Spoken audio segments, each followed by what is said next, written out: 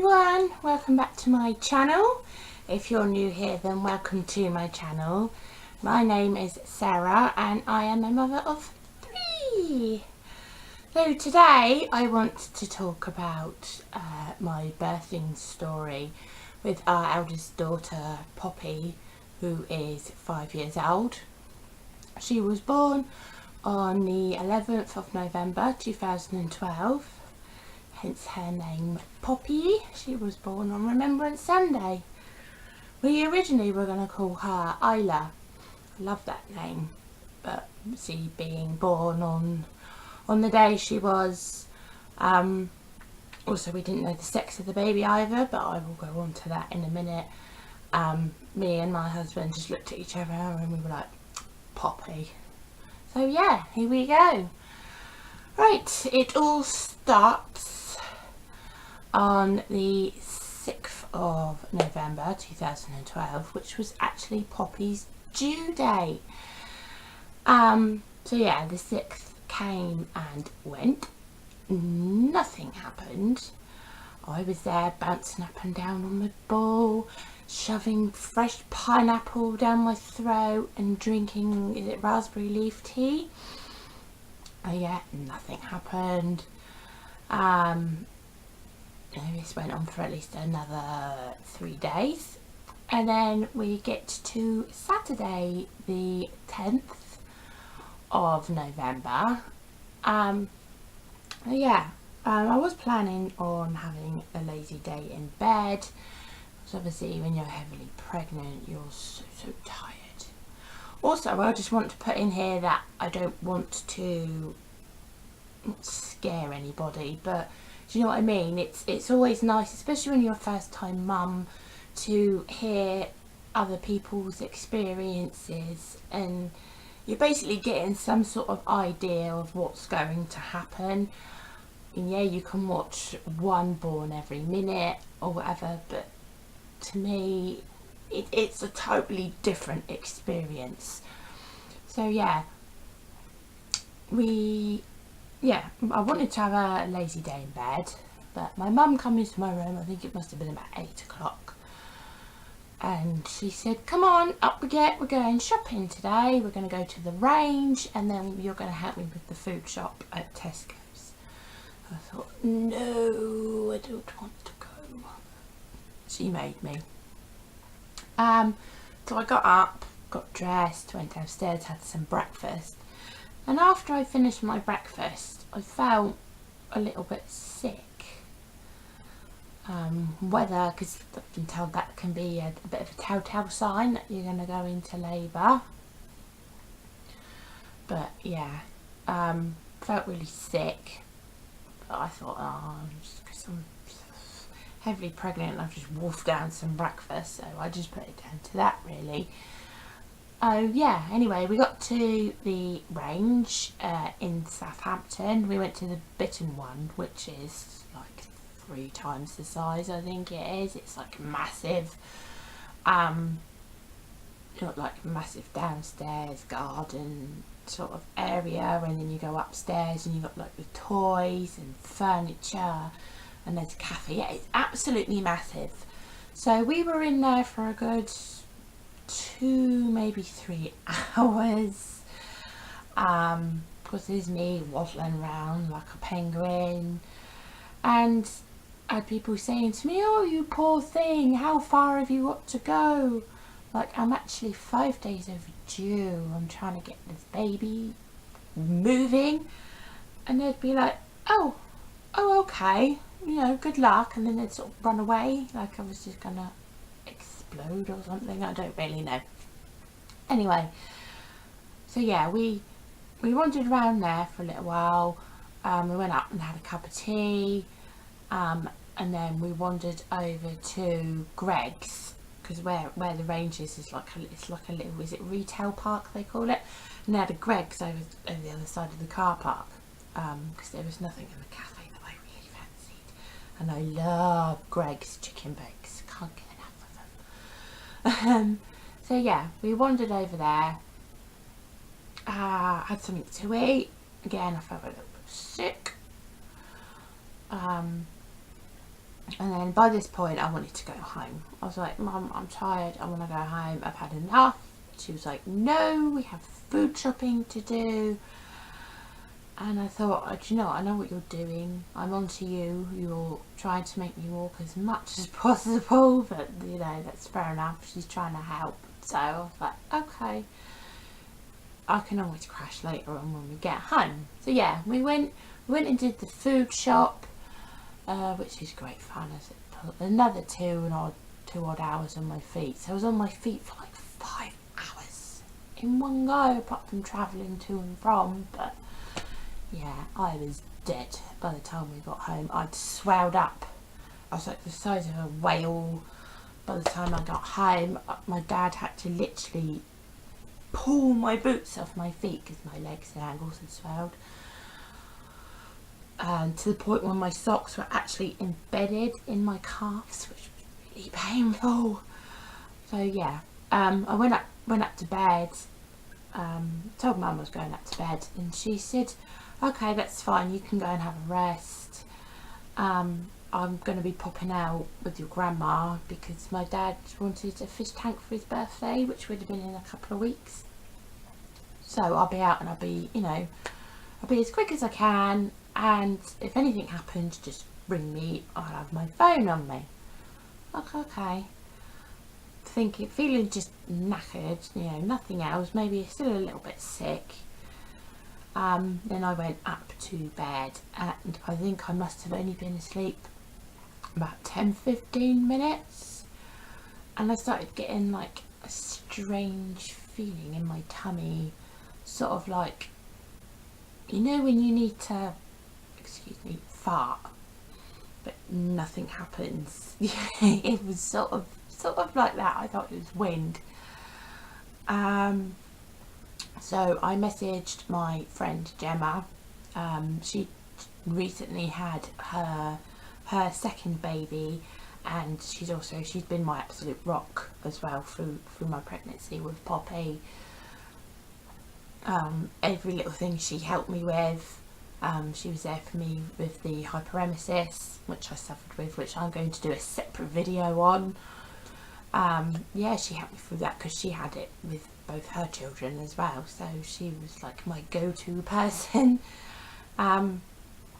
Yeah, she said, oh, okay, well, use your contraction timer. She said, just in case, it might not be, but just keep an eye on it. So I did, for like a good couple of hours, and they were getting stronger. They weren't getting more frequent or longer, they were just getting stronger and stronger.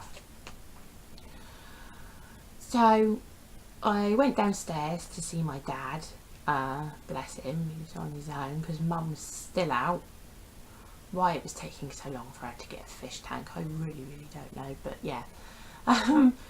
Yeah, I went downstairs and told Dad, I said, Dad, I'm getting some funny like tightening and weird sort of pains. It's really hard to describe what contractions feel like.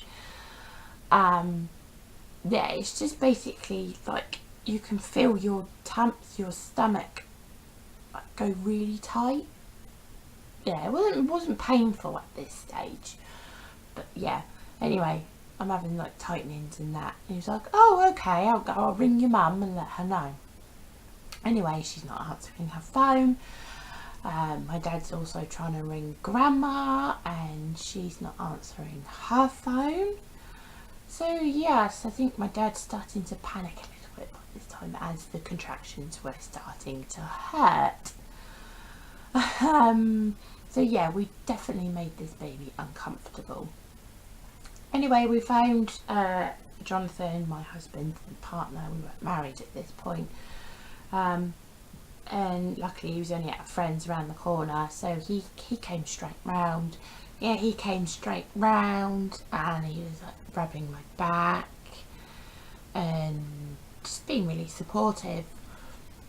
Eventually my mum came home with my grandma, and yeah, by now things were well and truly progressing.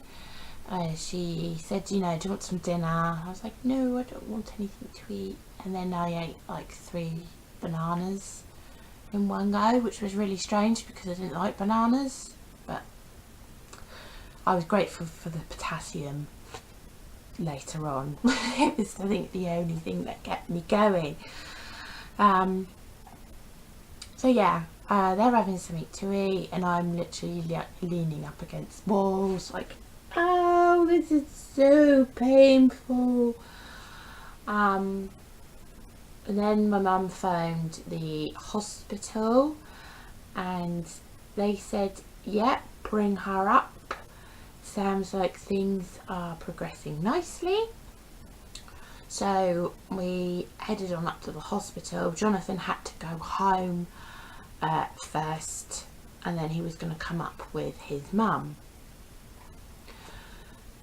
So yeah, anyway, we're going to the hospital and I'm like hanging onto, you know, like the handle that you've got in the door to help like, you get in and out. I was like literally hanging onto it, like crying and sobbing into my shoulder because yeah, it hurts. I'm not gonna lie, it hurts. So yeah, we got to the hospital, we was booked in, and then I was taken round to the prenatal ward to be examined, which is so glamorous. Yeah, I was examined and by this point I had reached 4 centimetres, which she said, the midwife said, was really good for first time and being at home for that amount of time. Normally when things get, you know, get going, most first time mums panic and want to get straight out the hospital, but because I'd held on for so long, she said that was absolutely fantastic. Anyway, so yeah, they take me round to the labour ward because, you know, it was time. And I was getting some dirty looks from some of the other mums as well because they'd obviously been in a bit longer than me and nothing was happening to them. So I was sort of like getting looks like, how dare you, I've been here longer than you. I'm like, sorry. But yeah, went round to the labour ward. By this time my mum had phoned my sister and phoned everybody to say, yeah, she is in labour. We are going to have a baby soon. Yeah, my sister come up, she just finished her shift, and she also works at the hospital, so which was really handy. She came up just to wish me good luck and she was rubbing my back while I was on the ball. And then they gave me some gas and air, which was wow. I'd never had gas and air before I had Poppy, so that was quite an experience. At first it made me feel really sick, but it was good. Anyway, yeah, I'm bouncing up and down on the ball, walking up and round with the gas and air. And then I decided that I wanted to get in the bath. I originally wanted a water bath, but someone was already in the pool. No. But bath, next best thing, and they're quite deep in the hospital. So yeah, I got in the bath with the gas and air, and now the contractions were really, I thought I'd reached that point, but I hadn't, and they were, yeah, really painful. I was literally crying with every single one, and in the end I said gas and air is just not cutting it, I need something else. So I had to get out of the bath to have more drugs, and I wouldn't have been allowed in the pool either because they don't let you in the pool after certain drugs. So I was first injected with pethidine, which worked for a little while. After I had that, things sort of slowed down a little bit. I was still getting like the contractions and everything, but I wasn't dilating, which was rather annoying. Yeah, anyway, things weren't happening. By this time Jonathan had arrived with his mum, my sister had gone. So yeah, it was just being really slow. And then I decided I wanted an epidural because I just couldn't take the pain of the contractions anymore. The fact that it was being so prolonged and nothing was progressing. I mean, if things were moving along, I could have put up with it. It wouldn't have, I wouldn't have battered an eyelid, but the fact that nothing was happening, I was like, I need some help. But yeah, I had the epidural. Yeah, I'm just trying to remember things. By this point, things were pretty hazy because obviously I was really tired after being on my feet for most of the day and then going into labour, and I was high on drugs. Sounds awful, doesn't it? But yeah, eventually I reached 10 centimetres. By this time it was stupid o'clock in the morning. I went into labour about 3:30 in the afternoon. I think we're at least 12 hours later. No, it can't be that. Yeah, about 12 hours later. So about 3:30 in the morning, I reached 10 centimetres and right, I'm ready to push. So the midwife says to me, right, with the next contraction, I want you to push. So contraction comes and she's like, you need to push. It's like, am I not pushing? I didn't have the sensation to push. I think it was because I was tired, I'd had a lot of drugs. I just did not have that sensation at all. So my advice would be to first time mums, you know, if you can help it, try not to have too many drugs, because personally, obviously having the other 2 children as well, which I'm going to do separate videos on, less drugs, more control. You have so much more control over things and you remember a lot more as well. But yeah, anyway, I was pushing and pushing and pushing for about an hour, I think, and nothing was happening. So they said to me, we need to get the doctors in. So I didn't want that to happen, obviously. Even though I did go into everything really. I didn't do a birthing plan because I was very open-minded about everything. I thought there's no point planning it because it might not go to plan. So yeah, they'll do what they need to do, so which is what they did. So I sucked it up, and yeah, the doctors came in and they were trying to get me to push again, and nothing was happening. So they started to discuss options. They said, you know, C-section, I don't need one because everything looks fine. I'm just not pushing.